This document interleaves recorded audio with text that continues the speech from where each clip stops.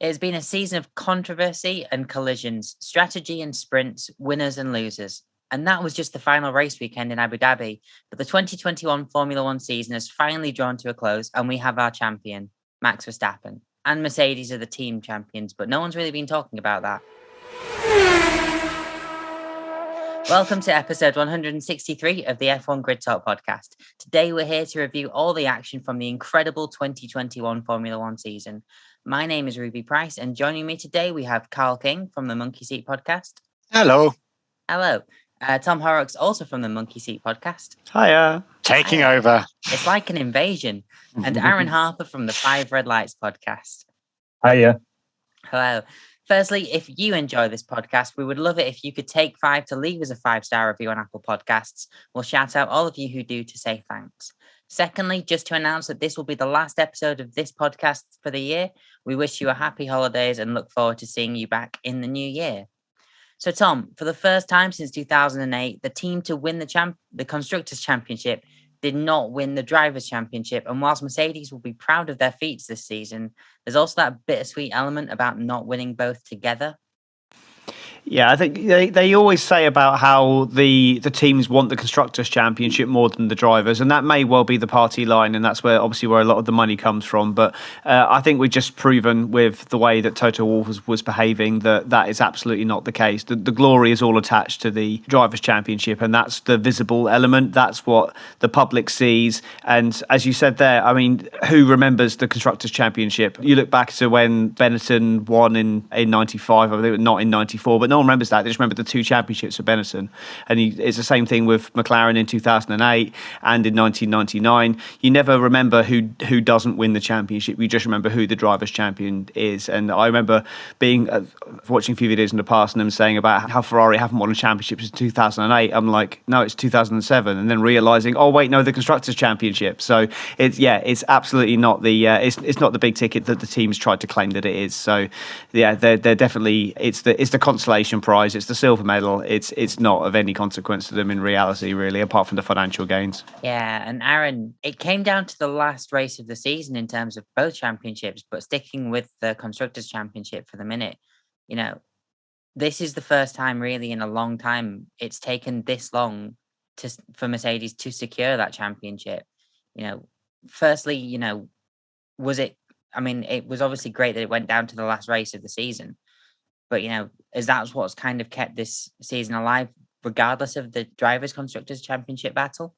Yeah, it has. It's added an extra layer of spice to what has been brewing in the battle, because you had the 2 lead drivers in Max and Lewis going toe-to-toe in the drivers' standings, but you also had the 2 teams having to keep on their A game at every race, deliver with 2 cars, not just 1 car, because how often do we see one team sacrifice one driver for the benefit of their lead driver? Think Massa and Alonso in 2012. Massa was taking gearbox penalties and engine penalties to get Alonso on specific parts of the grid, or blocking off Webber and all sorts.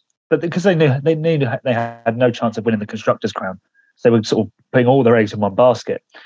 And what's super impressive is you've had 4 drivers be able to deliver at different points in the season. So Checo picked up a win, Valtteri picked up a win. Obviously, Max and Lewis were running the show, but Checo was a very able deputy when he needed to be for Max. Bottas, not quite on his A game all year, but he showed again those flashes of speed. And the teams, in terms of strategy and pit stops, we saw the pressure take its toll, but we also saw them perform minor miracles with 2-second pit stops at Red Bull, and Mercedes smashing strategies left, right, and centre. Lewis taking 25 positions in Brazil. How on earth they managed that, even with the fastest car? It's just madness. And the fact that you've had them go all the way through 22 races in the midst of a pandemic after a shortened season last year, that those mechanics and engineers, they must be getting back this morning and going, thank Christ I'm home, because I am exhausted. It's tiring just being a fan, but imagine traveling all that way, all those hours on a plane, which would terrify me. Yeah, it must be so grueling. So hats off to them. Yeah, absolutely. Hats off. And Karl, we've got to talk about it. The Drivers' Championship was also settled, well, I say it's also settled. There's definite talk of appeals and court challenges and everything going on. But for now, and hopefully for, the foreseeable, Max Verstappen is the 2021 Drivers' World Champion. Firstly, just, sum up how it came to that. And then is that what you think was right? Without going on about what happened at the end. I think it's been said to death. It's been said to death. No one cares anymore. Ruby, I'm surprised you said Max as the winner without crying in a corner. I can be objective when I need to be. When you need to be, and other times. Yeah, I mean, was Max the deserved winner? I mean, the season was amazing with the two. It was a fight from the very beginning, and the retirement and the way that it all played out anyway. And the fact that we ended up both on the same score at the very end was just Liberty's mathematical genius. But it was a season of highs and lows for both of them. And they were, there was a fact that Damon Hill came out with that was, if you took them from both if Mount distance was between London and New York, and you sent them both off at the same time with the times of the race, they'd be 9 seconds apart at the very end. I didn't know who was the winner. But so obviously I can't work out whether they've got both matching cars or both amazing races. I think slightly it changed throughout the season. I think Red Bull started with a better car than Mercedes, and it swapped over. And I think Hamilton had a bit more in him than at the end of the season. He sort of slightly, in my mind, sort of didn't have as much. I think he was tired by it. I think the only problem with having Max here is that Hamilton's not going to be as excitable as he was and as strong. And he's getting old, he's getting tired. You can almost see it now. He's always fed up by it. And I think Max is the young whippersnapper. And it's almost like the old dog with the young puppy. He'll get fed up with it. He'll take so much and then he'll bite. And unfortunately, Hamilton did try and bite at the end. Unfortunately, didn't happen for him. But the highlight that I want to say is neither Max nor Lewis did anything wrong on any of the races, to be honest. Throughout the season, they fought gallantly and were racing. And I don't think, and I might be very wrong, I don't think either of them were Dick of the Days from the monkey seat at all throughout the season. And I think that it was just an amazing season. Whether Max should have won it, I can't decide. Hamilton probably, in my mind, should have won this season, but Max gave it a good try, and I don't blame him. And Red Bull and Mercedes gave it a good try. Visual response from Tom there, just being a bit, wow. I'm in shock, Karl. You do nothing but criticise Hamilton on the monkey seat, and here you are saying he should have won. I'm genuinely in shock. Yeah, but I have to wind you up. Yep. Yeah, it'd be no fun otherwise. Yeah, I mean, very good points there, Karl. Obviously, across the season, they've both been each other's match. And, when one was first, usually the other one was second. Most of the time separated by a matter of seconds. Very rarely by, 30 or so. It did happen. There was Portugal, there was the 2 Austria races, but either way, yeah. So let's move on to the highlights of 2021. So Tom, first of all, what was your biggest highlight of this season? Well, there's a huge amount of highlights, but I think there's a few things really from the absolute just shock of Paul Ricard actually being good, and then Carlos Sainz shocking everyone and actually owning Charles Leclerc over the course of the season. But given the hoodie I'm wearing, I can't possibly say anything except for the McLaren pole position and the McLaren victory. Yeah, I had a feeling that team might get mentioned. Of course. Yeah. Aaron, how about yourself? The biggest highlight that you could think of? We will obviously come back to more highlights, but, let's keep it going around. There's so many.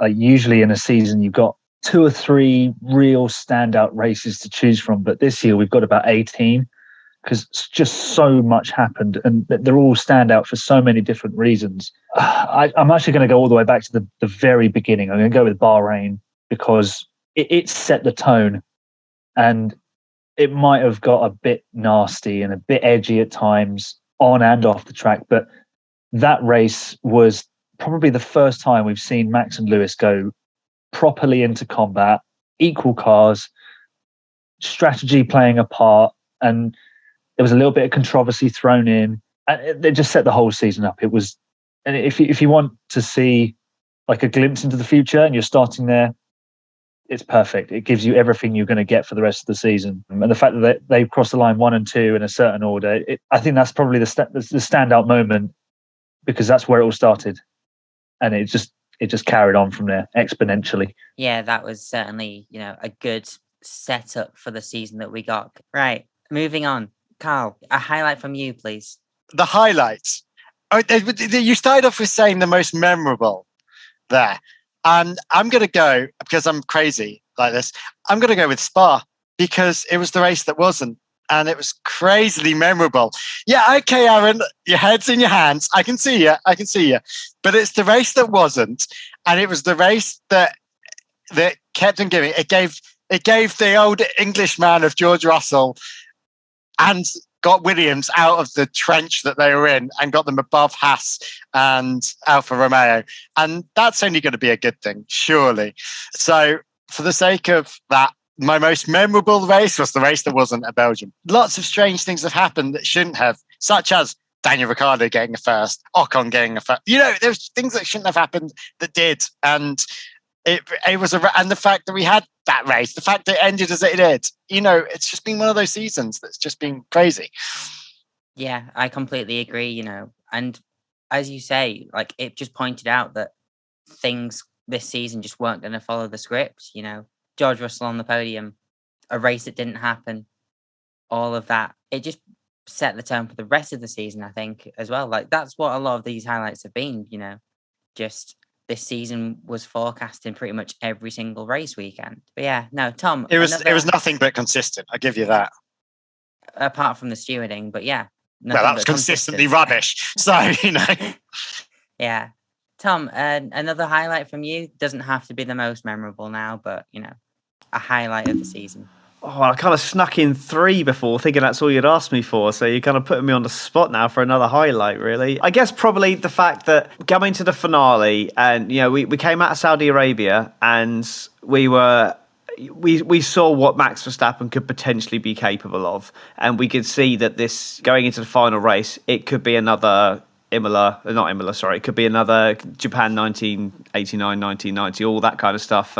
But as it turned out, the pair of them, they showed absolute class both on and off track over the weekend, and it showed that Widow, Twanky and Buttons in charge of their teams are the ones that are going to get all the headlines, and not the drivers for actually doing what they were paid to do and do what they do best, which was go on track, leave nothing on the table, and both of them can be proud with the way that they've conducted themselves in the final race of the season.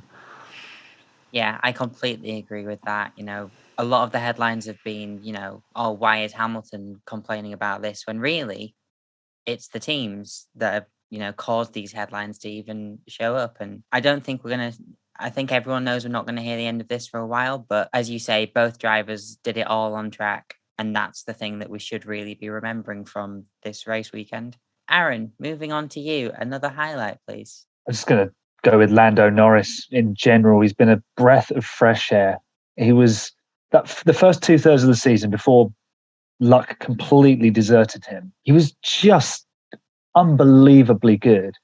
So consistent. There are a lot of things that are sad about the way this Formula One season has finished. And amongst them is the fact that Lando hasn't won a race. And considering how supremely he's trounced Ricciardo, who is a highly regarded driver, and the fact that he's okay, the car is difficult to drive at times, but Lando's got on top of it and made it work. But the fact that he's the one who's ended up without a victory is kind of sad, because there were so many chances where he could have been the beneficiary of a Max and Lewis collision. And to be fair, Ricciardo kind of was, even though he didn't have the track position at the time. But for Lando to have missed out on a win, especially in the way that he did in Russia, it was just heart-wrenching. So he can take so much heart from this season, though. And if McLaren are the team that pull out the worldy car for 2022, put some money on Lando Norris to be world champion, because the boy's got it.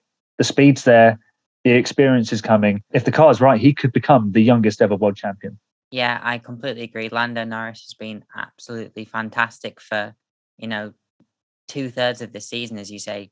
luck sort of abandoned him after everything sort of fell apart in Russia. But seeing him up there fighting, even fighting on pace with sometimes the front two teams, compared to where McLaren were a couple of seasons ago, no one would have expected that. Obviously, McLaren finished third last season in the championship and this season fourth, but that was mostly because they finished ahead of the rest of the midfield. This season, I feel like they would have deserved third if they'd got it because they were fighting with the top two as opposed to just finishing ahead of who was behind them. Wasn't sure if you'd have anything more else to say there, but sorry, I didn't know you was coming back to me. it's all right. Anyway, yeah, Karl, moving on to you again. Another highlight, please. Probably the Italian Grand Prix, and not because of the reasons of Max and Lewis having a little tete-a-tete or the fact that Ricciardo came first. No, because we ended up with Robert Kubica kicking Mazepin out of have a full-time driver out of being last. He actually managed to fair play on him coming into a car that, must be unruly to drive, that car at the moment. And Kubica, he's not the strongest driver I've ever seen. And fair play on him. I mean, he's no Hulk, but he obviously came in the race beforehand. I'm only saying Italian because of the 14th there. But yeah, so that's probably, but I think, probably him coming in and just trouncing Mazepin just made me laugh too much. Yeah, I would definitely consider that a highlight. It was great seeing Robert Kubica, get another chance in the sport because obviously, it's a shame that he came back the two times driving in the worst car on the grid in both times that he did it. But, to do that and still be able to, like you say, end up in 14th, that just shows that we have truly missed out on what could have been with Robert Kubica. And, it's a shame that everything happened. But, yeah. Tom, one more round of highlights from you and the rest of the team, please. Okay, well, I'll go with Red Bull finally starting a season strongly. That's it's been the crux of their title challenges over the last 5 years. They've just never been able to start a season with a car that's capable of challenging for a championship or winning the odd race here and there. Fine, but they always come on strong at the end of the season, whereas this year they've kind of done things a lot more like the Mercedes. They've started strong, they developed well, and they've stayed strong throughout the whole season. And I think a lot of it is down to the regulation carryover and the fact that they couldn't start from a fresh sheet of paper, which kind of gives me a little bit of concerns for them for next season. But actually starting the season strong has completely energised this title battle and kept it going from the beginning, because it could have gone the way of 2017 where Ferrari very much looked like they had the quickest car, but they kept messing up, and the first 4 or 5 races went to Mercedes despite Ferrari having a better car. Then they came on strong in the mid part of the season and then fell away at the end, and then in the end it was an easy Mercedes championship when on balance Ferrari probably had the best car. But I think I'm actually confusing that with 2019, not 2017, but either way the point still stands. But the fact that they actually, although they did lose out in the early part of the season to Mercedes when they should have had 2 or 3 wins on the board very early on when they just had the one, but they fought back. They still had the best car for quite a long period of the season. I'd say it was about 50-50 in the end, and they came on strong and managed to win races that perhaps they shouldn't have done, as well as leading from the front. So that's my final highlight. Yeah, absolutely. Like having that championship fight from the very start is what allowed them to, believe that they actually could do it, because obviously, the last couple of seasons, we've seen a very strong Red Bull car, but we haven't seen it in the first half of the season. We've tended to see it, at specific tracks, but never from the get-go. And obviously by having that, it gives your team like, hang on a sec, we should hang on to this. We need to actually keep going with this. But yeah, absolutely. Red Bull being able to challenge from the start of the season. Aaron, you please. The incredible meme of Lewis Hamilton restarting the race on his own while everyone else was in the pit lane. Just 2021 was the season that just kept on giving. If it hadn't happened before, it happened this year. Restarting a race with one car on the grid while everyone else was in the pit lane. And for good measure, the car on the grid was on the wrong tyres, but it was also the fastest car. It was just... As a Lewis fan, it was like, what on earth is going on? But as a neutral, like as a Formula One fan, you're like, this is just bonkers. this is just the most incredible thing you could ever see. But it always makes me laugh when I see it. The picture or the video of it, it just it makes me giggle. It just stands out. It was as a Lewis fan, seeing him being the only car to go to the grid was gutting. But, like you say, as a neutral, like you just knew all of a sudden that race, even with all the crashes that had happened at the start, that race was going to be something that like one driver on the grid was going to have something special. It ended up being Ocon. It could have been Vettel, but we know what happened there. But either way, Lewis Hamilton starting on his own on the grid, that is a highlight of 2021. The only thing it was missing was probably some commentary from Murray Walker. He would have been brilliant. It would have been absolutely fantastic hearing him over that. Yeah, I 100% agree. Karl, coming to you for the last highlight of 2021. We've just spoken about him, sort of touched him on there. I think Vettel this year has just become the gentleman driver. Really top bloke, and just seems to be aggressive still on that track. I mean, he was overtake champion, whatever that means, because it's a figment of everyone's imagination. I'm sure you're rubbish enough to be at the back of the grid to then take everyone over. Makes no sense. But yeah, I think he was. I don't know. He just doesn't. He seems like the dad of the pack now, and I generally think that he just is showing the way. With his green credentials at Silverstone, obviously, and also his T-shirt at Abu Dhabi with all the signed girls from the women's football team, I think. So, but he just seems to be supporting Mick Schumacher. He seems to be supporting the team, and it just feels like, I don't know whether he seems a lot happier in that team now compared to Ferrari last year, and whether that was the right choice, who knows? But we'll see in a few years' time as to how he goes. But I think I think it was nice to see him caring and enjoying racing again.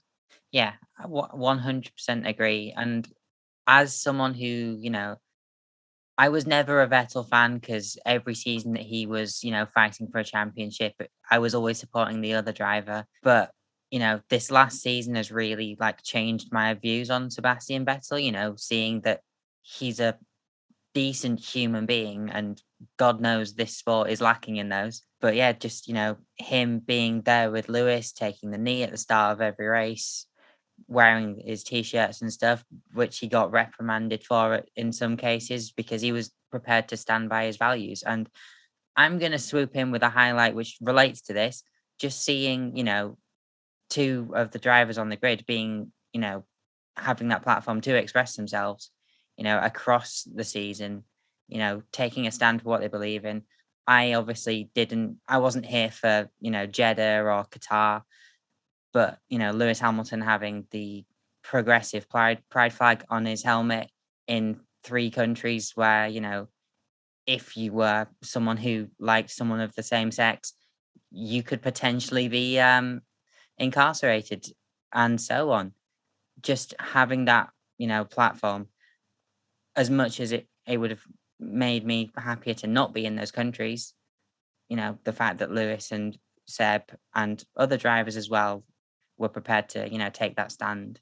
And I think that's probably what I'm going to take most from this season, personally, as a fan. Right, let's move on to look at the team's fortunes of the 2021 season. And we're going to shake up the order a bit compared to the way that we normally do this show.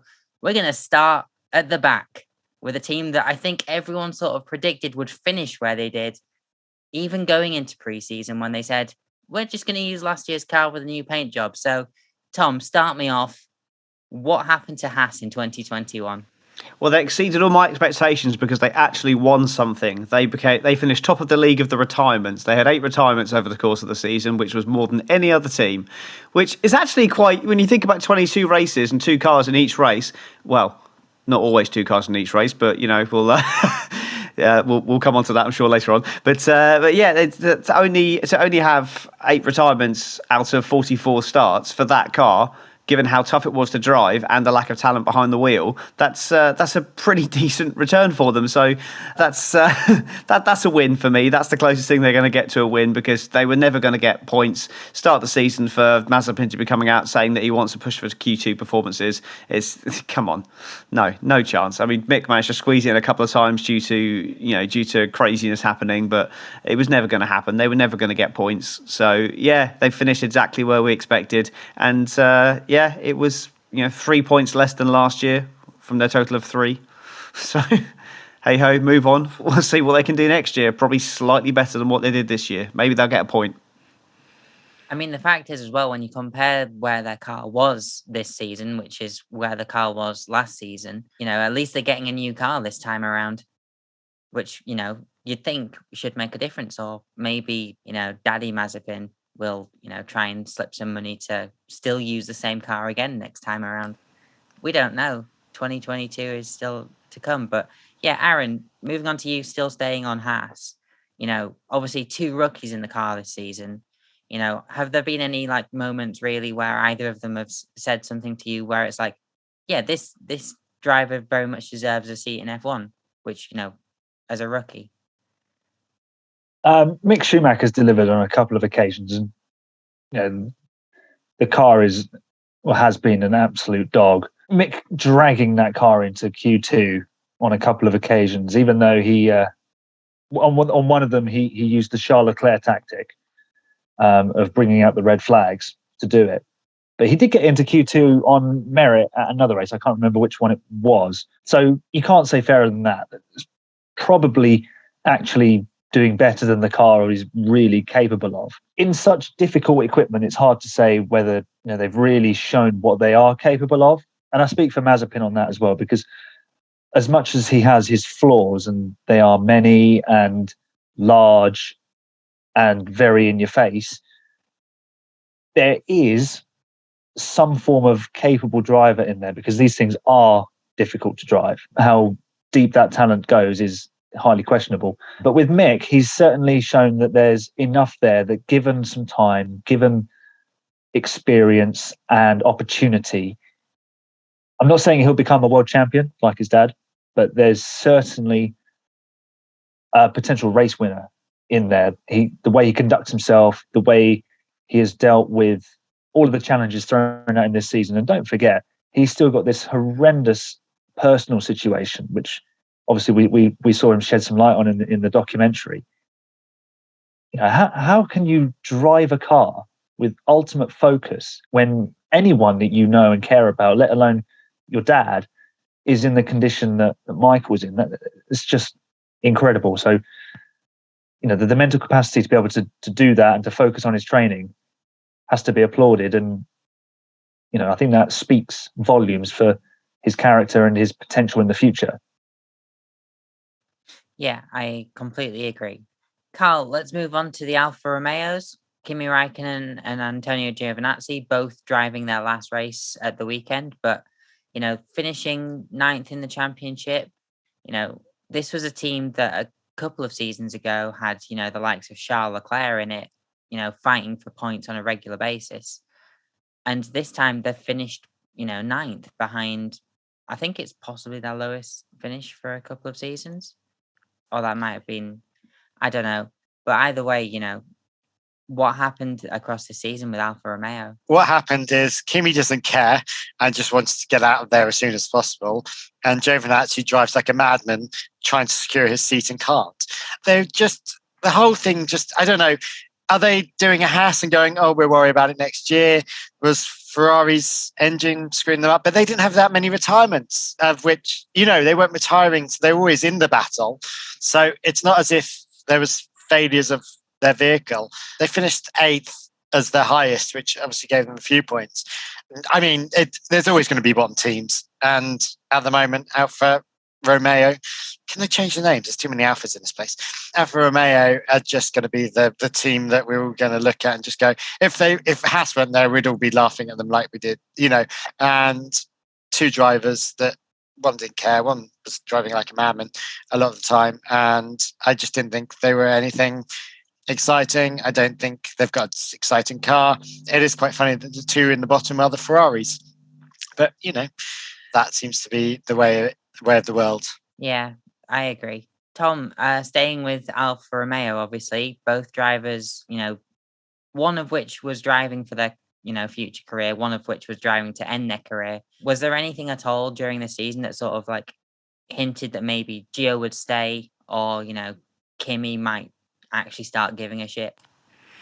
Who knows? It's just the most vanilla team in the grid, and more so than Haas. At least Haas have got something you can talk about. I find it easier to talk about Haas than I do talking about Alfa Romeo. But I think it's the drivers were underperforming. The team were underperforming. Operationally, they were pretty horrendous, and the drivers can't really perform to their best when the team are performing so under par. And it sounds really harsh to say that, because Sauber in the past have put together some really good cars and masterminded some great positions. Yeah, they're in for a championship in the BMW phase at one point as well. So the team's got pedigree, and they're an experienced team, but they just couldn't put it together over a full weekend. And whenever the opportunities came about, where were they? They were the ones at the back on the wrong tyre, or they were the ones that had just binned it in the wall for a stupid first corner incident or something. They just, whenever there was craziness, they were never there to pick up the points. And that's why Williams, which we'll talk about next, I'm sure, ended up where they were, and that's why other teams were able to push on above where they would normally be fighting. But Alfa Romeo were just never in that battle, and I think we can blame the drivers all we want, but the team has got equal responsibility to pay for that as well. They've got great pedigree, one of the oldest, you wouldn't think it, but one of the oldest teams still existing in Formula One, because they've been a mainstay, while other teams have dropped in and dropped out, and it's just a shame to see it. It's why I get quite passionately upset about how bad Alfa Romeo are, because it's just sad to see a team that's had brought people like Kimi Räikkönen into the sport and brought Mercedes back into the sport as well. Mercedes wouldn't be here if it weren't for Sauber. So it's just a shame to see them so far down the order and just with no hope of doing anything. And I just really hope they just have a bit more about them next year. I had a bit of hope with the Andretti deal, but that went by the wayside, and then they end up signing Bottas and Joe, so great. Yeah, that's all I've got to say on that, really. We're going to end up with more vanilla next season, it sounds like. But yeah, Aaron, Tom touched on it briefly. Williams, P8 this season. They've got points. Hell, one of them got a podium, supposedly, in a race that didn't happen. But either way, they don't care. They have finally got points for the first time in ages. Tell me about Williams this season. It's such a great feeling for Williams to be off the bottom of the table. Although they were the strongest team for the last 2 years because they were holding everybody else up. They can't claim that anymore. But they have picked up a podium, whether you like it or not. A podium is a podium, and they awarded it. So for George Russell to have, in the first place, stuck it on the front row was absolutely mind-boggling. And he was so close to actually putting it on pole position. The boy is something special. I cannot wait to see him in a Mercedes next season. And finally, he managed to deliver what his talent and the Williams team's hard work has deserved over the last sort of year and a half. With points and regular Q2 appearances, it was actually a shock seeing him drop out in Q1 at times. But also, we should spare a mention for Nicholas Latifi, because he's not just your average run-of-the-mill pay driver. The boy has got some talent. And yeah, okay, he had an unfortunate crash yesterday that is going to make some people think he's the bad guy. But Nicholas has done an excellent job this year. At times, he's been very close to George's pace.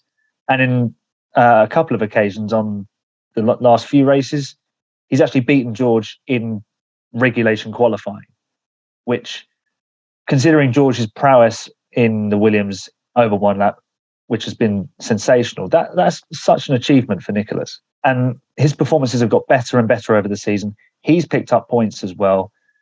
I feel like he's just a very reliable pair of hands. You can give him a midfield car and he will run it to a good standard and collect pretty much what it's supposed to get. If it's supposed to get 12th on that day, he'll finish somewhere around there. And he doesn't get involved in silly accidents. He doesn't start driving people off the road. He's very sensible. He delivers. He does what he says on the tin, basically. So it's a really good pairing. It's just a shame they didn't have a stronger package to really attack the points paying positions more often, because I think they could have done some damage. Yeah, I would completely agree with that assessment. Karl, is there anything else that you have to add about Williams' season this season? Because Aaron did cover quite a lot of the bases there. Yeah, just left me high and dry there. Yeah, I mean, there's not much else to say. I mean, it's interesting. Dollar Light, whatever they're called, coming in. There seems to be a monetary input somewhere. I know whether that a cash injection has helped. They've obviously had a team restructure as well. If I remember, their CEO got elbowed, or someone, or team, one of the top team got elbowed. And there's obviously been a bit of changes and a bit of movement. They're obviously not, they were never going to be anywhere high up. They do seem to have a bit more spunk in them compared to how they were before.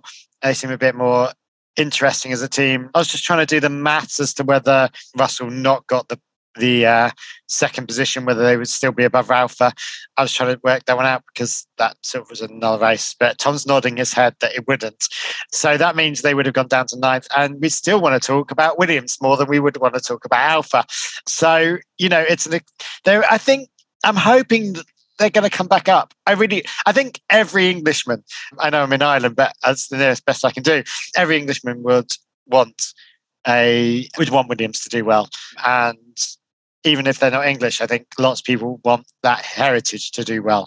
Although, rest in peace, Frank, and Claire has left, they are a team that have the heritage and the name behind them. That it'd be great. And they've got Mercedes engines. And yeah, I think we could see them slowly in the next few seasons. I mean, that's all I keep saying at the moment is, let's see what happens next season, because they're going to have to do better with a new car. So who knows what's going to happen next season. Yeah, I think as long as, the Williams name stays on the grid as well, that has to be paramount, I think, for the legacy that team has cemented. It would be an absolute shame to ever see it drop off. And, we obviously see it happen a lot with teams, even looking at Alfa Romeo, who we just talked about, they are the Sauber team, but they're Alfa Romeo. Williams, I think, always need to be Williams, or, something has gone wrong with this sport. But Tom, let's move on to the Aston Martin team. They'll be disappointed with, where they've ended up finishing in terms of, the constructors' standings, because last season, I believe it was 5th that they ended up. It could have been 4th. It was actually 4th, I believe, because there was the whole battle with McLaren for 3rd and 4th, because Ferrari were back in 6th. So no, they're the biggest disappointment of the season for me. And yeah, if we think back to the start of the season, people were saying Aston Martin are looking good. Do you reckon they got a chance at the championship? I didn't have a lot of faith in the way that they were restructuring the team, and I thought that they're not going to. Rome doesn't get built in a day, and there were so many changes going on, and the fact that they were, they had a concept that they didn't understand, that they couldn't develop, and then they had to do a carryover version of that. I didn't have any real faith that they would be certainly in that 3rd, 4th fight. And on our podcast, I did predict that they were going to come 6th, and I was laughed at, I believe. And in the end, they finished 7th, and they were even worse than I thought they were going to be. And it's just such a shame. I mean, Vettel, I really want Vettel to do well now. I mean, we've already covered, what a great guy he is, and I really want him to do well. I'm not Lance Stroll's biggest fan, but he's become an average Formula One driver, and he doesn't offend me by being on the track like he used to, and he's got better and he has learned, but he's certainly not this greatest young talent in Formula One that Otmar Schaffner was saying he was, because he had a gun to his head. And it's just, I want to see what that team can do when they're designing a car from scratch, because they've got a lot more budget now. They've got a state-of-the-art wind tunnel and factory being built, and the future is bright for that team. But they've not designed their own car for a good few years now with a budget that they want, or a budget that they can actually do what they want to do with. So it's down to see what they can do with that budget now. And it really is a red letter day from next year. They need to get it right. because if they don't, the pressure's going to be on. Lawrence Stroll doesn't suffer falls, and if they're not up there pushing top 4, pushing for podiums and wins on a regular basis, then heads are going to fly. And then I fear for that team and the people within that team, because it's effectively the Jordan team still. A lot of people are still there from the Jordan days, and it'd be a real shame to see, Lawrence Stroll get fed up and take his money elsewhere, and then that team's left, in a really bad position. So it's a huge disappointment for the season for them. They very clearly just turned off development very early on, which is what I thought they should have done. I mean, their second half of the season was just woeful. I mean, I'm just looking at a sixth place in Qatar was their best result since Belgium, which doesn't count really. And then apart from that, Monaco was their best result. So it's just not been a season to remember at all from them. So yeah, it's again, as you say, it's all about what happens next year now. This kind of this holding year where some teams have pushed and other teams haven't has really shaken up the order, and it's really gonna be interesting to see what happens now. When we turn up at pre-season testing in Spain in just a few months' time. Yeah, Aaron, just staying on Aston Martin, because Tom seems to have forgotten, Sebastian Vettel did actually get a certified podium that actually stuck in terms of, Baku. He's just and checking that now. I feel like we should at least mention that. Well, yeah, but yeah, that's one result doesn't make a season. No, but you said the best result was in Monaco. Oh yeah, fair enough. Okay. I'm just calling you out. It's like that, is it? Okay. To be fair, I think Lawrence Stroll will be calling out a few of their rivals for agreeing to the floor regulations being changed. I'm surprised he didn't sit down and do a "I'm very angry" interview like he did before. But they suffered the most from these technical adjustments rather than changes. I can't really define them as changes, because they hit sort of a mini jackpot by copying the 2019 Mercedes design. But then when the rules were adjusted, they seemed to get stuck. They didn't know how to adjust for it in the way that was needed. And of course, the Mercedes team themselves were caught out a little bit as well by the change in regulation. The low rake philosophy in general was. So they suffered from that. And as Tom mentioned, they turned the taps off on development pretty early on. And they were just sort of hanging out as a green version of Haas, who were just a little bit faster because they weren't developing the car. But that said, Seb Vettel has done a great job PR-wise in terms of his ambassadorial role for the team. And that gives the brand a lot of positive exposure, which will mean basically, as long as Seb's on board, if Aston Martin are doing well, they can bring in some big name sponsors. And, Aston Martin's already a big enough brand on its own to bring in sponsors. But that power and that sort of acclaim, which they call it on the F1 game, that is really important for a bloke like Lawrence Stroll and a company like Aston Martin. Having that gravitas and pulling power will be vital, but that has to be supplemented by results on the track. And at times this season it was good, but at times it was really poor. So they were kind of here and then not there. So it's got to improve in 2022, and they've got an opportunity, clean slate, to get the jump on everybody else. And, it could be world title number 1 for Lance Stroll. Yeah, they definitely need to improve on the car for next season, because that team will consider 7th unacceptable. And you'd hope that any of the teams would consider 7th unacceptable. I mean, Haas might consider it, number 1, but either way. Karl, let's move on to the AlphaTauris, who, have certainly benefited from the drop-off in form from Aston Martin, finishing 6th in the championship. Tell me a little bit about, AlphaTauri season, with the rookie Tsunoda and an in-form Gasly, who's probably performing the best he's ever performed. It's a team of two opposites. You've got the tall and the short, the useless and the good. It's like Gasly is phenomenal. He's racing that car so well. He's getting points consistently. I think there's not many. I think there's 2 races all season he didn't score points, if I'm right. And then there's the little Japanese man who is just useless. And when he's so useless, he's getting tutored by Alex Albon. I feel sorry for Albon. I really do. That's all I can say. Is tutoring that man into trying to do anything. I'm gutted he started off so angry, and his radios were hilarious, and then they just dropped off as well. We all got bored with them, or the Liberty got bored with them, or he suddenly cleaned up his act. I think that generally was when Albon came in. I mean, typical in the way of a useless person. They finish fourth in the last race. Yeah, fourth above the teammate that's consistently done well. Everyone keeps questioning whether Gasly should go back to Red Bull. I don't think he should. He obviously didn't enjoy it there. He was rubbish there. He obviously enjoys being at AlphaTauri, whether it's the race, the style, the car, the setup, the team management. I don't think there's anything to be gained from him going to Red Bull.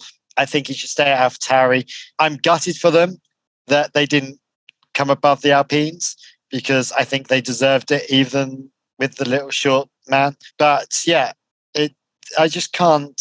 Yeah, I can't think of anything to say about here that Tsunoda, but Gasly, keep on going, keep staying in that team.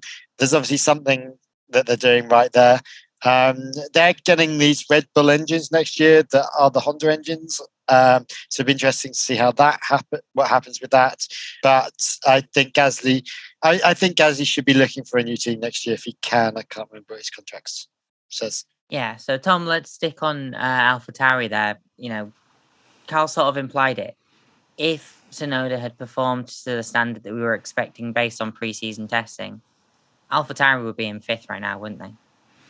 Yeah, that car. I'm not going to place all the blame here on Yuki Tsunoda's door, because he's a rookie coming into Formula One with an established teammate who's a race winner, and it's difficult to come up against that.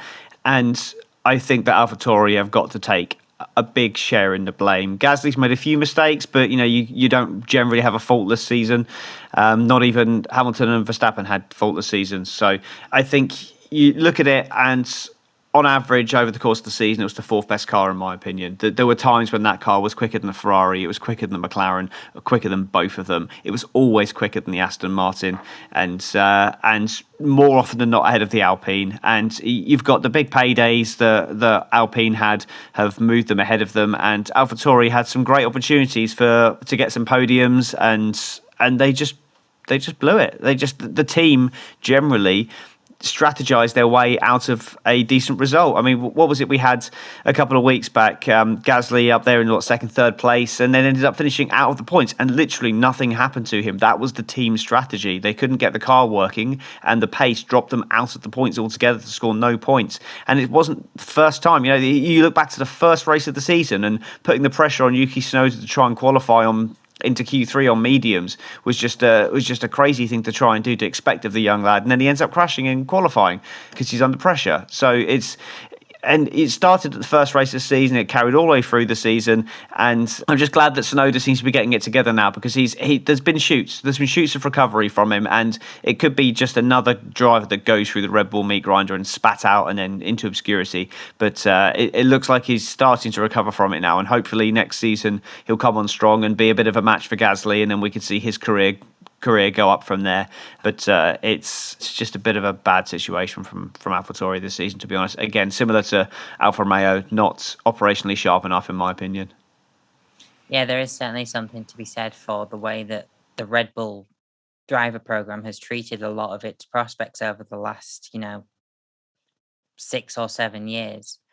And I think really, what Tsunoda does need is just another season to get to grips. Well, not he's had that was this season to get to grips with driving in Formula One at the standard that's expected. Now he's got to build on that in 2022 with a brand new car concept. But anyway, we'll see what happens. Aaron, let's move on to the Alpines, who I think really no one really knew what to expect from them, because they were bringing back Fernando Alonso, who had been out of the sport for a couple of seasons. Was not performing well at the start of the season. Ocon was surprising everyone. And then the role sort of switched once Ocon got that extra contract. And, tell me, give me something about, what have you made of the Alpines this season? Well, I've been really confused by Alpine, and I think they have been too, because they've turned up and been slow and not known why they're slow. Then they've turned up and been quick and not understood why they're quick either. It's the worst situation to be in as an engineer of a racing team, to not know why you're fast and not know why you're slow. The Abu Dhabi weekend was kind of their season in a nutshell. They were rapid Friday evening in practice 2. Ocon was even second fastest between the two Mercedes cars. You know, where has this come from? Then come Saturday qualifying, they're 9th and 11th, because McLaren and Ferrari have either moved forward or Alpine have just gone backwards or just stayed still, which is basically going backwards in Formula One. So it's a strange one, because for many of these teams, it very quickly became a transitional season where they would probably just finish as high as they possibly could and scoop up a result where possible. And in Alpine's case, they hit the jackpot in Hungary. They were the ones who capitalized on Lewis sitting on his own on the grid. And, you know, they had their moments with Alonso in Qatar, and, you know, the radio comments of defend like a lion, and it made for some fun snippets. But in the grand scheme of things, their car wasn't as competitive as it was last year in the hands of Ricciardo and Ocon. They've undergone this rebrand. I mean, how long before they do a Honda and pull the team out again and it goes through another change of ownership and another name? Because the way it's being run at the moment, I can't see them progressing much further than this ceiling of 3rd or 4th best team, because Mercedes and Red Bull are just so far ahead, and Alpine just can't seem to get themselves together, which is infuriating because they have good drivers and they have good people. Yeah, absolutely. It's a team that really, should, on paper, be much higher than they have performed. But, when it comes to practice, they haven't quite achieved that. But Karl, sticking with Alpine, they are the only team on the grid with the Renault power unit. Do you suppose, the lack of, that information you could get from the other teams that would be, potentially running that power unit could have had any impact on where they finished this season? Or is it more the fact that no one wants their power unit, which is more of it, because if they did, I'm sure that Haas would take it off their hands, and even Alpha possibly, obviously subject to contracts and etc. But yeah, I think obviously I think it's more trouble than it's worth having for Mercedes and for Honda. Well, Honda only has its sister team, so that's slightly different. Ferrari and Mercedes have obviously got their teams that they supply, but I don't think it's any. I think it's more hassle than it's worth. I don't think there's any advantage to them being on their own. I think they can concentrate on their own engine, and let's be honest, it's not all about the engine anyway. It's about the power unit. It's all about the aerodynamics. I'm sounding like Adrian Newey there, but yeah, I think there's a lot more to it. I think they've rebranded themselves, and they probably had, in my mind, the prettiest looking car on the track, and getting Alonso in was probably a touch of class and skill anyway, just to bring the brand back. And I think, let's be honest, with Renault, it's all about, and Alpine, it's all about selling cars. It's not about winning races too much. I know that sounds ironic, but it's definitely, they wouldn't have rebranded it in any other way if it wasn't about getting the name out there and adding the names that they have got. I'm glad Ocon's staying. I did worry that he'd be out of the race again. I did think he might end up at Mercedes at one point.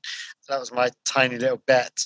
But yeah, I think the advantage with having being a lone wolf in that game is probably more advantageous than giving all your trade secrets to everyone else.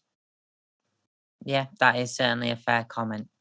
Tom, let's move on to the team that I bet you were hoping would come round to you. McLaren, obviously, finishing 4th in this championship season, behind 3rd, but, they had one hell of a fight with Ferrari over this position, going down to the last couple of race weekends. Obviously not fighting for 1st, but, it's been great seeing that, nostalgic on-track battle this season, hasn't it? Yeah, I don't know where you can possibly make that assumption from me. I'm completely neutral. I never show any bias towards anyone. It's been a good season for them. It's they were massively handicapped at the start of the season with trying to shoehorn the Mercedes engine in, having to use all their development tokens to facilitate that. However, the whole development point system actually came about because of McLaren, because they were the only team that were changing engine supplier. The FIA allowed them to make those changes, worked out how much that would take to do, and then created this development points process to then give everyone else the same opportunity to make changes, because it was the only fair and right thing to do. But it does mean that McLaren, whatever they started the season with, was pretty much what they were going to finish with, barring minor aerodynamic changes. That they couldn't make any major changes to the car at all. And to go as long as they did, and after 17 races, they had scored more points than they had the previous season, which was a 17 race season, given that the season that they had was so good the previous year. And then obviously the end of the season, out of development, fully focused on 2022, like a lot of other teams. It's no wonder they fell away. To be fair, I think they would have gone into the season targeting 4th, 5th, try and be in that fight for 3rd. And I think the fact that they were so far ahead of everyone else, and it was just always going to be a fight with them and Ferrari, I think that's probably played into their decision, because their business model would have been based on finishing around 4th place. So the fact that they looked pretty nailed on 4th very early on in the season, I think that's played into their strengths there. And they said, well, do you know what? Let's keep trying for 3rd, obviously, but we're going to turn off development, fully focus on 22, and let's just see what we can do. And obviously Ferrari's power unit update they brought in, which I'm sure we'll talk about later, is massively beneficial. And McLaren have just had a couple of slices of bad luck as well along the way. And there we mentioned Russia. It's good all round, but they've also paid the price there for Ricciardo's inconsistency, I think, in my opinion. He's Carlos Sainz in that car, and they may well have been in 3rd place. I think they may have just had just enough to hold on to it, but Ferrari definitely had the stronger package over the course of the season. So it's a hard fought and deserved 4th place. Could have been more with a bit of luck, but it's you can't have everything. Yeah, absolutely. And Aaron, sticking with McLaren, we obviously have to talk about that race win they got in Italy. It was something that, they really wanted, just to prove that they were still in the game after so many tactical missteps over the last 5 years, to prove that they were still that race winning team. And obviously, it wasn't exactly handed to them, but when the two people who really should be winning that race take each other out, it certainly it fell into their hands. It did. And when those opportunities present themselves, you have got to grab them with both hands and gobble it up. And exactly what they did is that they finished 1st and 2nd in that race. Could you imagine if they'd allowed Daniel and Lando to battle for the win? If they'd made one of those silly mistakes where Lando sends one down the inside into the chicane. And I'm not saying that they would have collided, but they did the smart thing. They made sure that they secured 1st and 2nd, which was the best thing for the team. Obviously, they've got a pair of drivers who are very sensible. And that was, of course, their high moment. And they could have followed it up with a win in Sochi. And that was very cruelly taken away from them by the weather and, just a little bit of, I would say, not naivety, but inexperience from their personnel in that situation. Because we have to remember, this isn't the same McLaren that won so many world championships under Ron Dennis's stewardship. It's a much different place to go to work now. It's a much different vibe. And the access you get from McLaren is much different to how it would have been under Ron Dennis.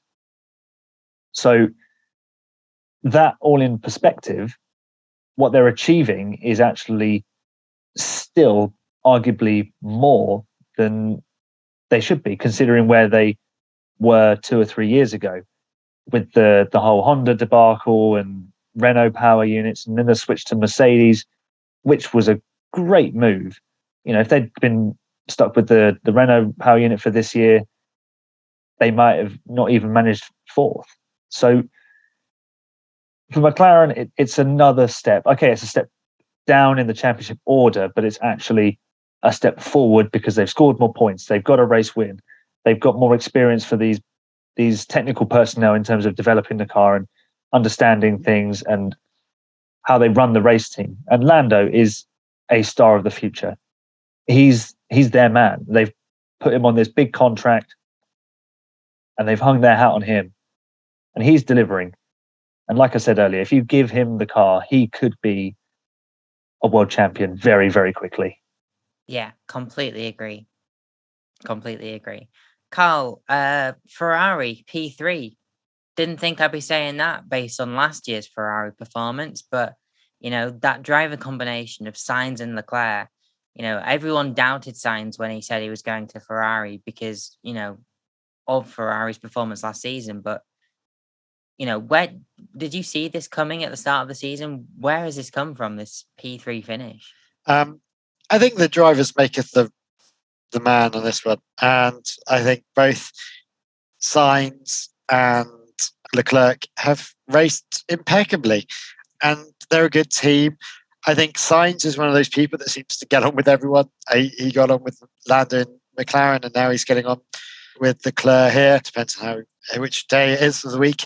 But yeah, no, and that Ferrari seemed to be playing a team game. There didn't seem to be that hostility within Ferrari that Vettel had last year, which it just felt like they didn't. I don't know why they didn't seem to like Vettel or what wasn't gelling, but something gelled with this team. Two young drivers, and as Aaron was saying there, Lando is one of the future. Sainz and Leclerc are equally in there, possibly more Leclerc. I love that Sainz whipped his arse though on the last race, and fair play in them. But I think those three are the future, along with obviously Max. But those four are the future of the sport. I can't imagine anyone else being in it in 10 years' time, but those four I can see being in 10 years' time. But Ferraris, they just seem to gel. Their car seems to be great this year, and they seem to be finding somewhere. Except I don't know where all the Ferrari fans have gone. They seem to have left the paddock or left the supporters' lounge. Like, they used to be the big voice. And I don't think anyone on Grid Talk is a Ferrari fan. It's all orange these days, it seems. Orange of two different versions. Yeah, definitely. Completely agree with that. And Tom, Carlos Sainz was a former McLaren driver. Just tell me, as a McLaren fan, when you saw that announcement that he was leaving the team based on his performance last season, how did that feel as a McLaren fan? Like, was it more like he's abandoning us? Was it more like, he's making a mistake? Or was it like, oh, Ferrari might actually do something against us this season? Well, Carlos Sainz is a class act. He's when he was at Toro Rosso, he showed a little bit of immaturity at Toro Rosso, and he drove Max Verstappen very close. Still, very, very much rookies in the sport. Had the foresight to get out of that Red Bull driver program and go out on his own. It was obvious that he was never going to be in that Red Bull seat, similar to Pierre Gasly, and so he decided he wasn't going to sit there and let someone else control his destiny. He was going to get that on his own and carve his own career with the guidance of his father as well. And then his time at Renault was Renault's a tough team to drive for. He struggled, Ricciardo struggled at first. It just seems like a bit of a poison chalice. Completely reinvented himself at McLaren, and I absolutely adore Carlos Sainz as driver. And yes, I was gutted when he went to Ferrari, but the fact that he said straight away when Ferrari made the initial approach, he went straight to McLaren and said, "Look, this approach has come in. I love you guys, but Ferrari is a dream. I really want to drive for them." And then so McLaren knew about it, and they started their conversation with Ricciardo very early, saying, "Look, if this happens, we would be interested in your services." And it's just the right way to go about things, and he just does things the right way, which is why he is still, even though he's in the red of Ferrari, he's still one of my favourite drivers. And he's got 3 podiums this season. Leclerc has only got the 1, and Leclerc is supposed to be the golden child and the future of Ferrari, and yet we still got. Kimi is still the last champion in a Ferrari. I think Carlos Sainz could be the next one. I genuinely do. And I think next season, Ferrari will be up there further. They'll be closer than what they are now. And I think it's going to be fireworks between those two. You saw what, Vettel, when Vettel was still strong in that Ferrari, you saw what happened with him and Leclerc. I think Leclerc's a bit more mature now, but he does still make mistakes. I think Leclerc has probably got the overall, he's got that extra millimetre of pace in him over the course of a lap, but Carlos Sainz he's just so mature and so wily, and I've called him Sunday Sainz for years, because on a Sunday he never gets driver of the day, yet he almost always is driver of the day. it's just unless he puts it in a wall, he's generally just outperforming the car, moving forwards in the race, 15th to 7th, or 5th to 3rd, or he just always does well in the races, and he's incredibly underrated. So yeah, I genuinely would not be upset to see him as a world champion in a Ferrari. Yeah, and as some people as well seem to have forgotten, P3 at the weekend. Crazy. Everyone was so focused on what happened at the front and what happened in the stewards' room that no one was talking about Carlos Sainz finishing P3. Yeah, I really need to rewatch that last lap of the race, but without looking at the front. Tsunoda in 4th. Yeah, well, Tsunoda was 3rd going into the lap, I believe. I need to rewatch it. I think he was 3rd going into the lap. So, and it was, he passed him, I think. Who knew Ricciardo was seemingly behind? Yeah. Yeah. Right, Aaron, the Red Bulls, they'll be disappointed they didn't get the double championship, but at the end of the day, that was not really, they'd made it clear where their priorities were in terms of, which championship they were going for in that last, bunch of races. They would have liked to have obviously got first, but, they accepted that Mercedes were arguably the better team this season. But, P2, and a very strong P2 as well, as opposed to, as Tom mentioned in the highlights of the season, P2 that came up at the end.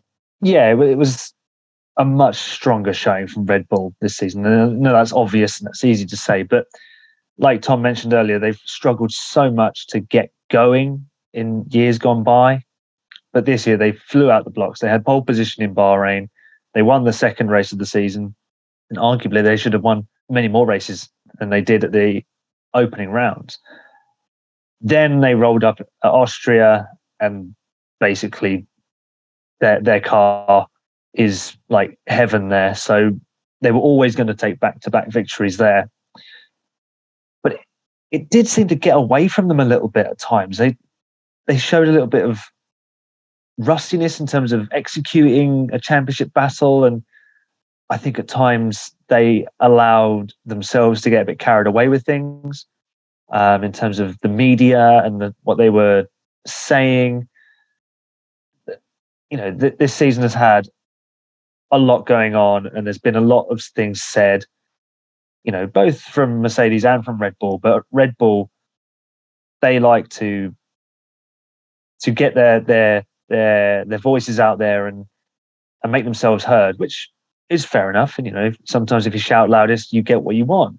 But sometimes that detracted from what was actually happening on the track. And like with the finish yesterday, everyone was sort of looking at the stewards' room because of what happened, rather than looking at the performance that had happened on track and that Max won the championship. So for Red Bull to have pulled out a world championship against Mercedes in the turbo hybrid era, they will always have that, as they were the only team to have done it in this sort of rule set. And I think that was their big ambition, was to take down the Goliath that they described Mercedes as. But they're not a David.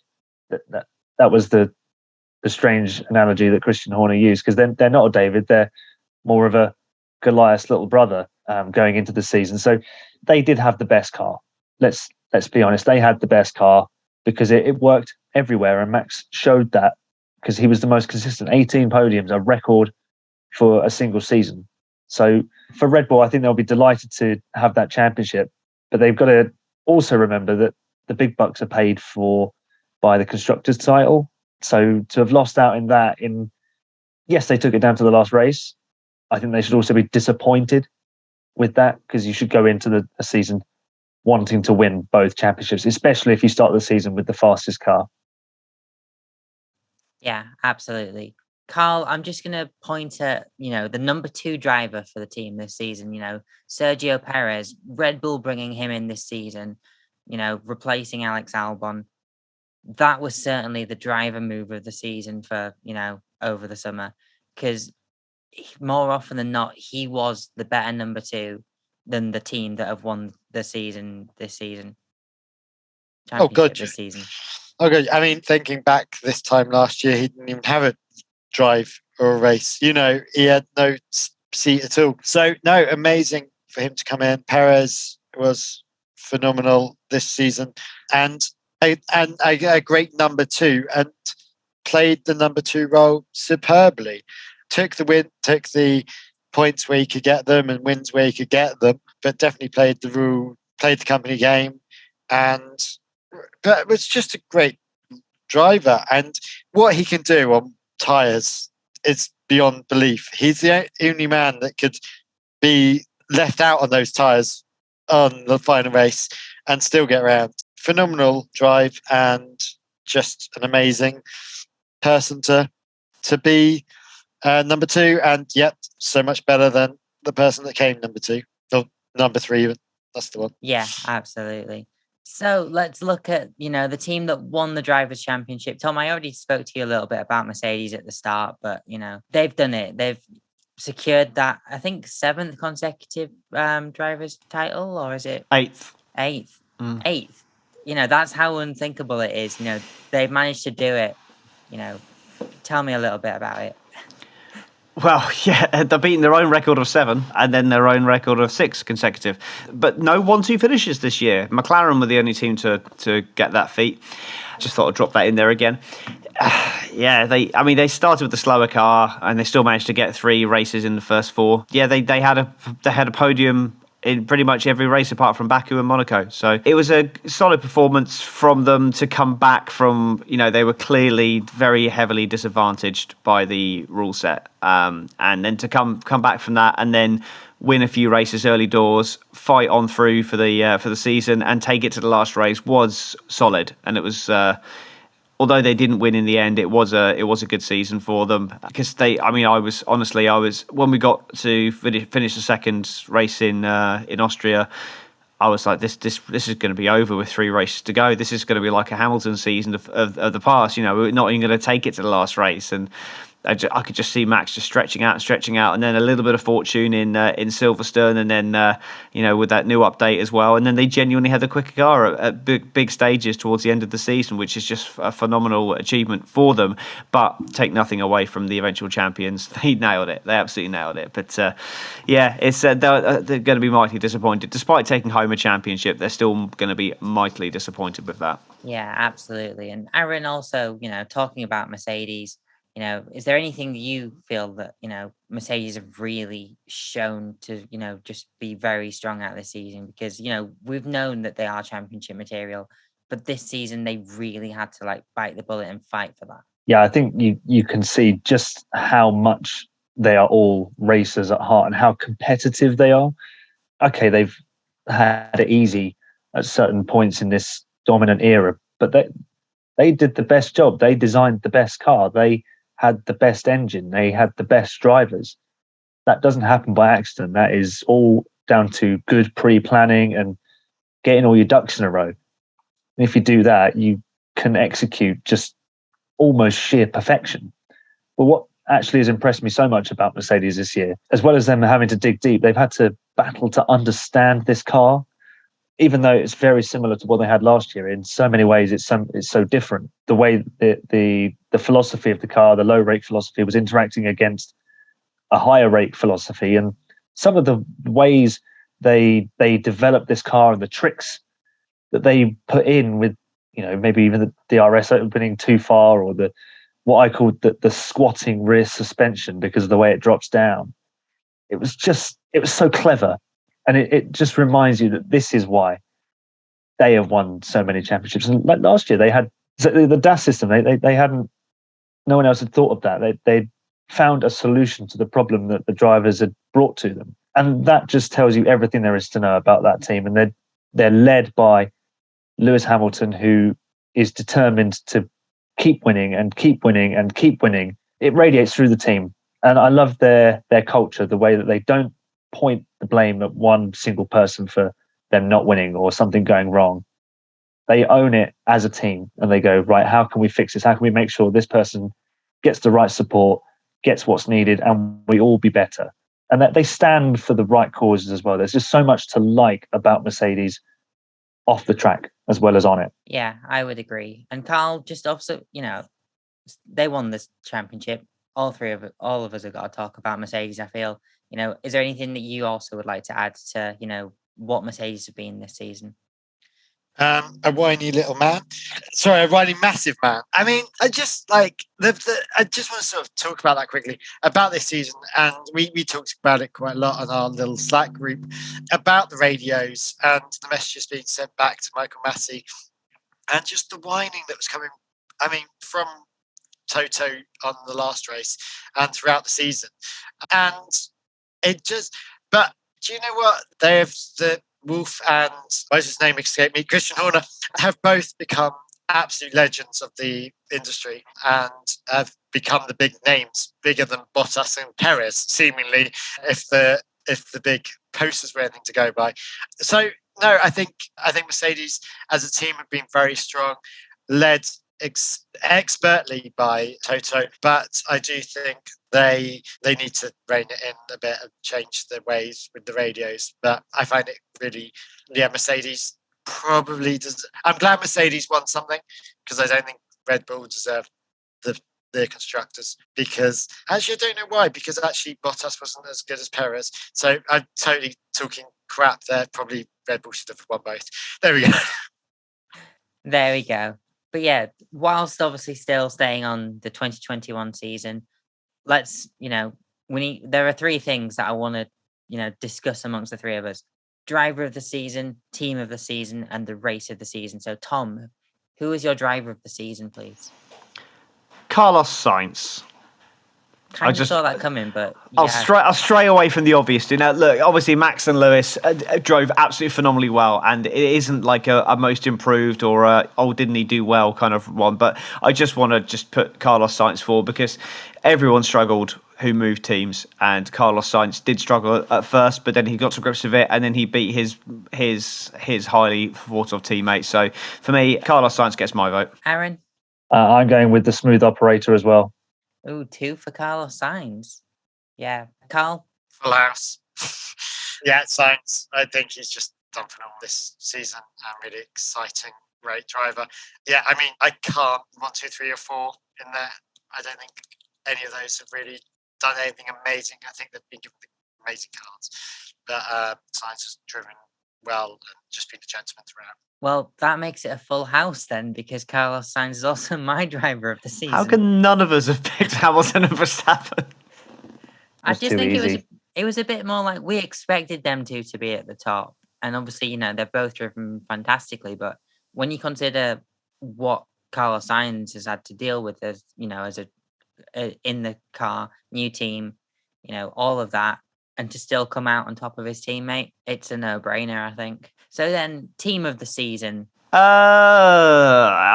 would be too obvious to say McLaren, so I'm not going to say McLaren. I'd say Ferrari are probably the most improved, but I think you've just got to go with Red Bull. They just came out with a car that could win races out of the blocks. It was a phenomenal car.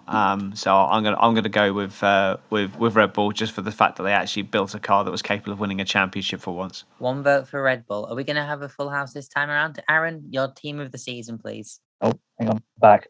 I'm going with Williams because the struggles they've had the last 2-3 seasons, for them to have had that cash injection and then delivered with points and solid performances from both drivers and a podium, I'd say fairer than that. And of course, they lost the team principal, Sir Frank, this year. So they did him proud in his final year. Yeah, that's certainly a good reasoning. Karl, your team of the season, please. I'll take the mantle from Tom then and go with McLaren. I think we're talking about teams here, and they played well as a team throughout the season, and that was not more shown than Italy. That they played the team game because Norris should have been 1 and Ricciardo 2, and they played that game very nicely, and it didn't make any difference to them as a team. So it was nice to have that, and I think they've just been solid throughout the year. And yes, they're a step further back than they were last year in the standings, but they are a step further forward in total. And I think McLaren's back on the up, and we'll see what next year brings. Yeah, a good reasoning from the three of you there. I'm going to go with Haas. No, I'm not. I'm actually going to agree with Aaron and say Williams really just, actually seizing their opportunities when they came along and not throwing them away like, we saw last season, so many occasions where points were on the cards and then it was gone. either through strategy or through driver error. But this season there was obviously a couple of wobbles, but at the end of the day, this is a very different Williams team this season, and they've certainly seized their chances as they came along. So Williams gets my team of the season. And finally, the race of the season, Tom, please. I have an idea, but Belgium. that wasn't a race. No, I'm going to go Brazil. I think Brazil was the race of the season because of the whole weekend as well, with the recovery on the sprint and then everything that happened. I know you were thinking I was going to say Monza, but no, I'm going to go Brazil. Brazil. There's a vote for Brazil. Aaron, please. I was going to say Brazil, but I'll keep. I kept one up my sleeve as well, just to be different. I'm actually going to go with Jeddah, just for the sheer lunacy of like the track layout, the speed they were doing, then what happened in the race, the carnage of the stewards and the deal or no deal. That was just the most stupid, exciting, crazy. It was just F1 in a nutshell. It was everything you could possibly want and a bit more. Yeah, it's just a shame it's in a country that I refuse to watch. But that is true. Everything that I heard about the race as its own thing, sounded like you say, as F1 in a nutshell. Karl, your race of the season, please. Sorry, it's going to be Abu Dhabi. They've turned a crap track into something slightly more exciting than crap, and the way they just screwed it up at the end. But even at the beginning, it was quite good fun. Nothing really happened in the middle, but it was just they made a track that shouldn't be good, and I think fair play on them. I'm hearing Karen Trandox trying to take all the credit, but I don't quite understand that. But there we go. Yeah, I do want to say I do completely agree that the changes that they made to the Abu Dhabi circuit, 100% an improvement on that, because how often did we just have the most boring of races where there was no fighting at all, apart from when the driver in front was trying to artificially create an overtake behind him. They needed to do something about Abu Dhabi, and they did something, and that in itself is a bit of a shock. But in terms of my race of the season, I think I sort of have to agree with Tom on this. Just across the race weekend, Brazil was such a spectacle, obviously helped by the 25 passes that Lewis Hamilton made across the sprint and the actual race. But, it was just, all right, cool. Lewis, you're starting at the back. Go for it. Oh, Lewis, you're starting a little bit further forward, but you're still basically starting at the back again. Go for it. And then it was just, you couldn't take your eyes off it, because any mistake would end that championship run that they were still trying to get for. But yeah, Brazil gets my vote. And so briefly, let's have a look at 2022. We'll go from the top this time. So Aaron, Merck next season, Hamilton and Russell, what's that going to do? Hopefully bring home another British world champion.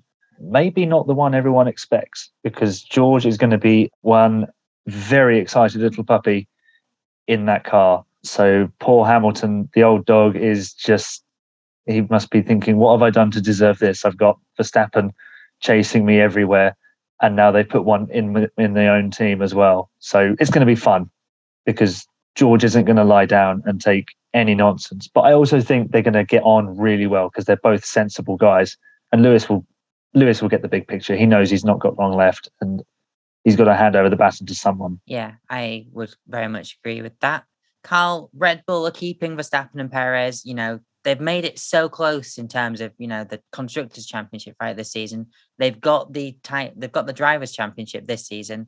Next season, are they going to get them both? Are they going to get only one? Are they going to get none of them?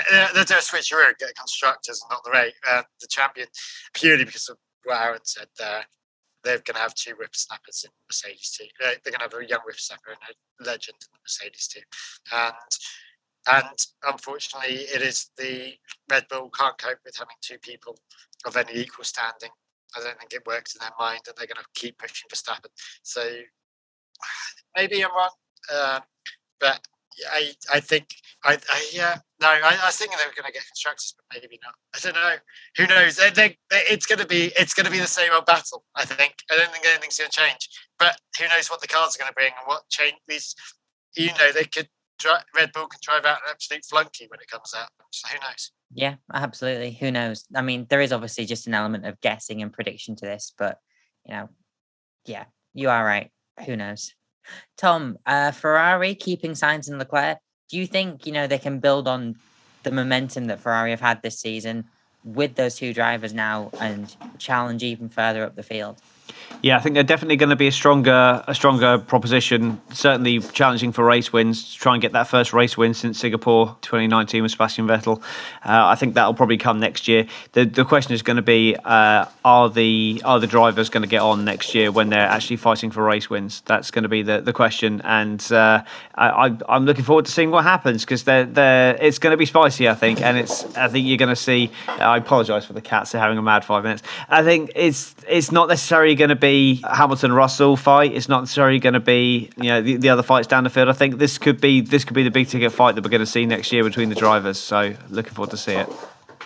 Yeah, absolutely. And as long as they can keep the two drivers not amicable with each other, I think that is what's going to be Ferrari's strength next season. Aaron, McLaren 2022, they're keeping Norris and Ricciardo. They're obviously, allowed to make a couple more developments than they were allowed to over the 2020-2021 break. What do you reckon? Lando Norris will win a race next year. And that's it. Lando Norris will win a race. Nice and brief. A very Kimmy answer. Yeah. Karl, the Alpines. Alonso and Ocon signed on as well. What do you reckon we're going to get from them? Because they've obviously got the win from this season with Ocon. They've got Alonso. What do you think? I think Alonso's going to challenge for a win or at least a few more podiums.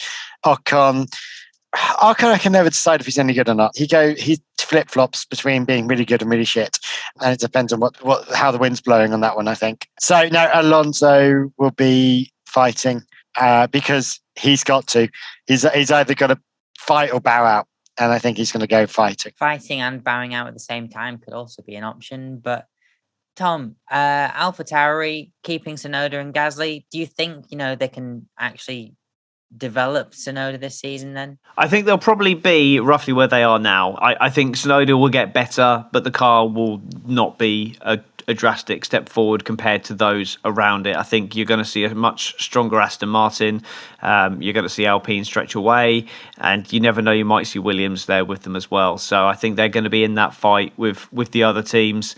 So I think Tsunoda can only get better. I think he's bookended the season very well, had a strong Bahrain and a strong Abu Dhabi, and hopefully he can carry a bit more consistency through to next season. But yeah, I think he'll be closer to Gasly, but the car will not be as good as it was this year, comparatively. Yeah. Aaron, the Aston Martins are keeping Stroll and Vettel. Do you think, we can have a stronger finish from the both of them this season? Yes, it's an important season for Aston Martin because you kind of feel like they could become the new Jaguar, because they took over Stewart, who overperformed, and then they gave him loads of money and it all kind of went down the pan. Although that team has actually won the World Championship this year, so because they're technically Red Bull. So it's a big season for Aston Martin. They've got to get it right. They've got to move back up the pecking order in terms of the Constructors' Championship, and they've got to challenge for podiums where possible and scoop up the race win that will inevitably leave itself available to somebody at some point in the season. I mean, there's 23 races. There's going to be one left on the table at least. This is when every single race next season is won by either Mercedes or Red Bull because of Aaron. Sorry. It all started here. Karl, looking at Williams, they've got Latifi and Albon is joining the team for this season. What do you think their chances are based on, this new driver combination? I quite like it. I mean, I've always been a bit of an Albon fan, as we all know on here, the times that I have been on. I think Albon's going to be great in that car. I genuinely do. The fact that he's guided Tsunoda this year is going to help him. And I think he's actually going to be a grounding force. Latifi, as Aaron said even earlier, it was a steady pair of hands. And who knows if they've been concentrating on the next year's car. Williams might not be as rubbish, and they've had the fuel injection and they're all cost capped and things. It could be an interesting level playing field. Yeah, you've certainly got to hope that, the regulations and all the rules that have been brought in will certainly bunch up the field for next season, just because we want to see that, fight. You want to be able to see, a team like Williams, or some people might even want Alfa Romeo to win, but it's just that, thing. But Tom, go all the way. Let's go Haas. Tom, I've ended up with you on Alfa Romeo completely accidentally, and we all know your feelings on them. But next season they've got Bottas and Zhou. Do you think anything is going to change in that team, despite obviously the driver lineup changing? Do you think their fortunes can change? It's a brave new world, because they've got two new drivers, and hopefully, if they just sack most of the operational team, they might actually stand a chance of doing something decent. But Bottas, we all know, is great over one lap. His racecraft, in the pack, is not the best. So I'm not necessarily convinced that Alfa Romeo is the right team for him.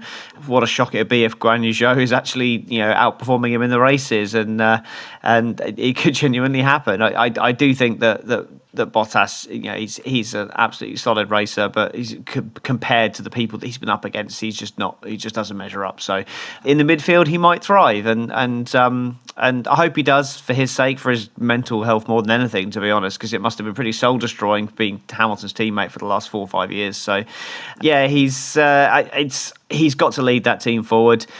I'm willing to go for a clean slate for Alfa Romeo next year and start again, and hopefully they won't disappoint me massively like they have done for the last few years. Yeah, fingers crossed.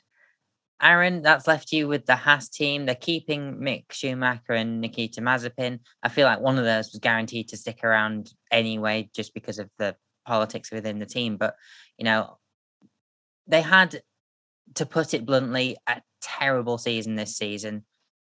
Is 2022 going to be better? It's really difficult to say, because you've got an owner in Gene Haas who isn't even interested enough to turn up to the last race and has his head photoshopped onto the team photo. And then you've got Daddy Mazepin. I never knew that. That's brilliant. You've got Gunther Steiner's body next to Gunther Steiner, and then Gene Haas's face photoshopped onto Gunther Steiner's body. It's just what? Yeah, it's just the most absurd thing you've ever seen. Excuse me while I Google that. Yes, do it. It's worth a look. I'm just doing it for you now, Karl. The whole political situation in terms of Daddy Mazepin and his finances, it might actually do them some good if he took over the team full time. Although I just worry that he'll get that bearded bloke involved, and no one wants that. Yeah, absolutely not. Never want to see Santa? A certain story involved in F1 again. Santa. But anyway, thank you very much for your views on the 2021 season and some, albeit short, predictions for 2022. Time sort of ran away from us whilst we were doing this. But, we've got guests on from the Monkey Seat podcast and Aaron from the 5 Red Lights podcast. We give an opportunity to promo. So first of all, let's start with the two of you from the Monkey Seat podcast. Whichever one wants to take it, give us a little, promotion of yourselves. Well, as you see, me and Karl have a lot of back and forth and a lot of banter. We're on the Monkey Seat at Monkey Seat Pod on the socials, monkeyseatpod.com. I don't know what you're on about, Tom. Shut up. So we're a this bit more, sums us up, really. Yeah, we're a bit more argumentative, husband and wife couple, and yeah, a few more bad words than on this podcast. So come and give us a listen if you want a bit more laid back and less professional podcasting, shall we say? Less professional. Aaron, the 5 Red Lights podcast. You can find me on YouTube on most podcast platforms. So just search 5, the number 5, Red Lights on YouTube. I do some predictions pre-race, some race recaps, and I will be doing my second fairly rudimentary analysis of overtaking using Microsoft Paint as my tool of choice. And you can also find me on Twitter at 5_red_lights on the Twitter sphere, which has not been so toxic for me yet. Yeah, certainly a lot of commentary on the toxicity of certain social media platforms across this season. But if you'd like to find me on any of the social medias, it's usually at Rubes, Ruubez, and I'm on here most of the time. So you already know where I am. But anyway, that has been the season review of the 2021 Formula One Championship season. Grid Talk is available on Amazon as well as YouTube, Spotify, Google Podcasts, Apple Music, Verbal, Omni Studio, and Pocket Casts. Just search F1 Grid Talk. There is a huge back catalogue of shows with previews and reactions to qualifying and race results. Basically, because there's no more content coming this year, there's plenty to keep you occupied until we return next year. We are on Reddit, search for the subreddit F1 Grid Talk, and we are also on Patreon, where you can support us to get, mics, lights, and better recording equipment for our panelists.